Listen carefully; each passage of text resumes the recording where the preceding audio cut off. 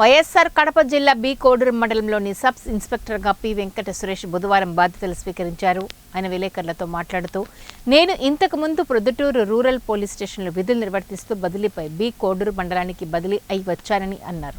ముందుగా మండల ప్రజలకు శుభాకాంక్షలు తెలియజేస్తూ బి కోడూరు మండలానికి నూతనంగా ఎస్ఐగా బాధ్యతలు తీసుకున్నానని అన్నారు.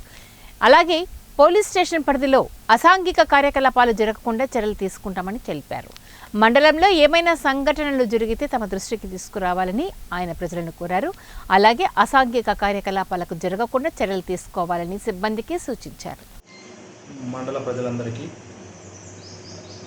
బి కోడూరు ఎస్ఐగా నూతనంగా బాధ్యతలు చేపడుతున్న నా పేరు పి వెంకట సురేష్. నేను ప్రొద్దుటూరు రూరల్ పోలీస్ స్టేషన్ నుంచి బదిలీ పైన బి కోడూరు పోలీస్ స్టేషన్కి రావటం జరుగుతుంది.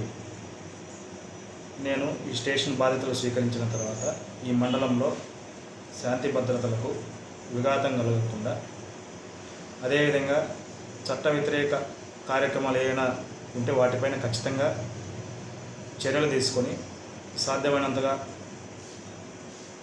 అన్ని అసాంఘిక కార్యకలాపాలను కట్టడి చేయడానికి ప్రయత్నం చేసి మీ అందరి యొక్క మండలాన్ని పొందుతానని ఆశిస్తున్నాను. Thank you.